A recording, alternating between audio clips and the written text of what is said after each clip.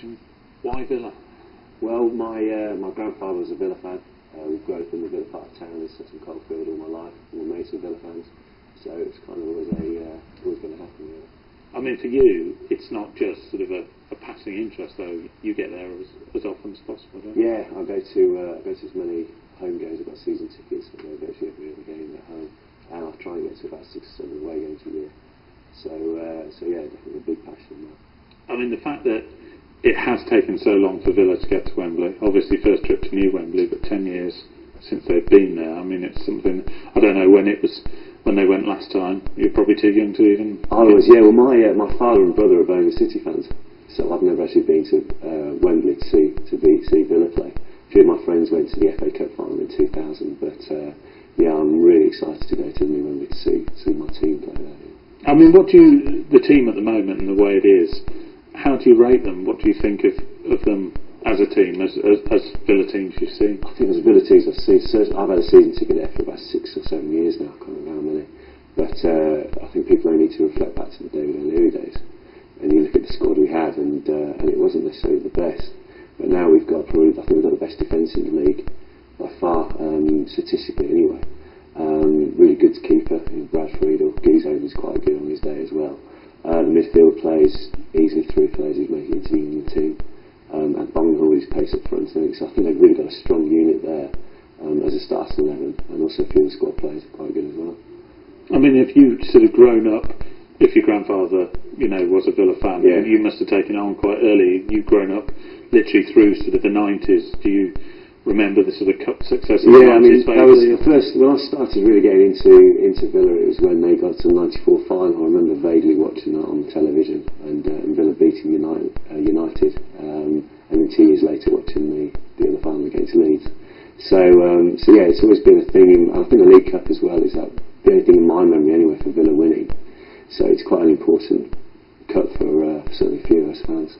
I mean, the final itself couldn't be much harder, even if they take it seriously or not. Manchester United always. I mean, but if you're going to win a trophy, you've got to beat the best teams. And I think they've done well to get where they have. They had a relatively, compared to some of the other teams, they had an easy route into it, being the teams they played. But saying that, they've got there, and with Giggs out, and I still think Villa could have beaten them the other day if they didn't take their foot off the pedal. So I still think that Villa are in with a very big shout.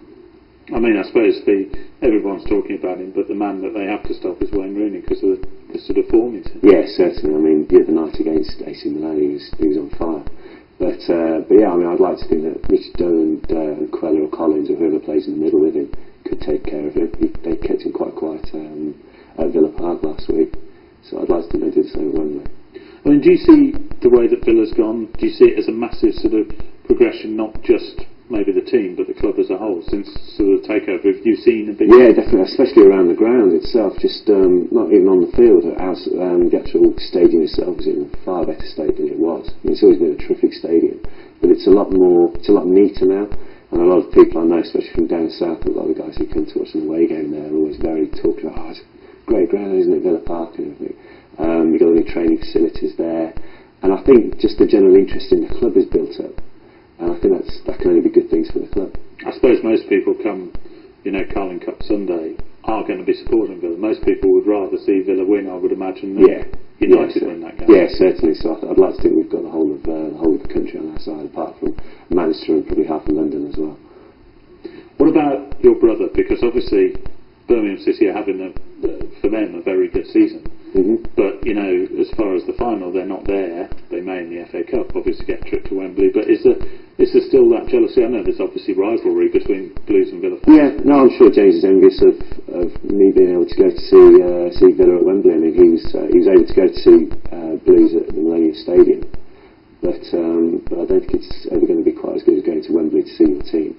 But there's still a chance of the Villa Blues FA Cup game in the final Monday, maybe. So we'll have to see, but I think he's definitely jealous about me going as a Villa fan to go down there and not his team.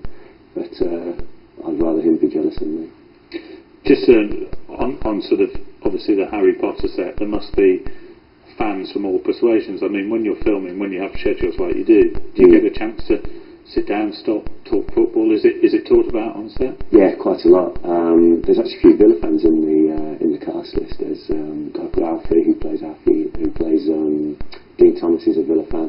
He's from London, but he's kind of supports Villa now. Donald Gleeson, who's Brendan Gleeson's son, he's a Villa fan. And we actually went to the West Ham away game after filming one day. David Bradley's a big Villa fan. He's a season ticket holder. So, and a few of the crew guys are Villa fans as well. So we do get to talk about football a lot. And certainly a lot of the crew are always of London or the team persuasion are very much saying to me, I hope your team do over United in the final. Just finally, I mean, can't let you go without a prediction. I know fans don't particularly like to give predictions. Well, yeah, can't let you go without a prediction. I know, fans don't always like to predict things, superstition and all that, but big day, what do you reckon? I'd love to see Villa start crossing the ball in against the United defence, because I don't think they're the best headers of